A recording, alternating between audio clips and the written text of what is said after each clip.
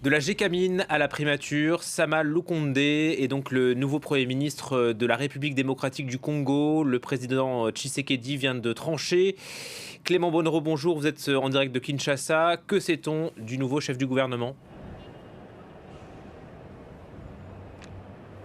Eh bien, c'est une figure relativement méconnue ici en République démocratique du Congo. Son nom a circulé beaucoup ces dernières 24 heures. Sa nomination n'est donc pas totalement une surprise, même si elle suscite l'étonnement de certains observateurs qui s'attendaient, par exemple, à la nomination d'un poids lourd de la vie politique congolaise. Le nom de Moïse Katumbi, par exemple, a beaucoup été évoqué, l'ancien gouverneur du Katanga, qui aurait, selon ses proches, finalement refusé le poste. Alors, pour vous présenter le personnage, je le disais, c'est un homme relativement méconnu en RDC, mais son père était une figure emblématique de la politique dans le Katanga, la province minière du sud du pays. Il est membre d'un petit parti, l'Avenir du Congo, l'ACO. Il a été député entre 2006 et 2011 et a brièvement été ministre des Sports sous l'ancien président Joseph Kabila avant de quitter le gouvernement, tout comme l'avait fait à l'époque son mentor Moïse Katumbi.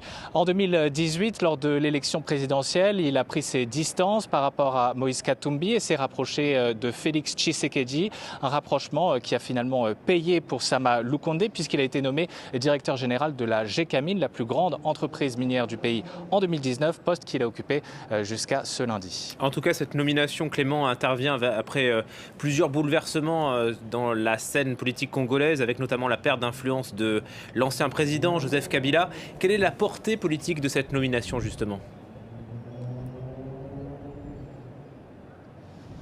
Oui, absolument. En quelques semaines, Félix Tshisekedi a réussi à reprendre la main face à son prédécesseur, Joseph Kabila.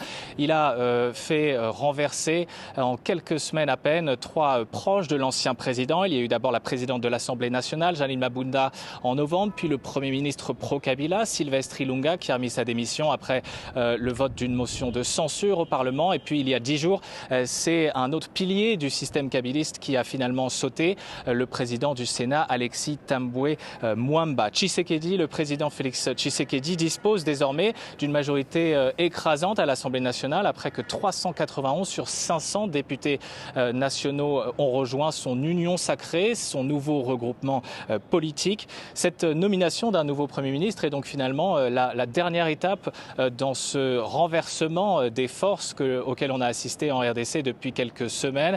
Félix Tshisekedi qui est désormais libre de former un nouveau gouvernement comme il l'entend pour appliquer son programme. Merci beaucoup Clément Bonnereau en direct de Kinshasa. On vous retrouvera sûrement à 21h45 pour le journal de l'Afrique.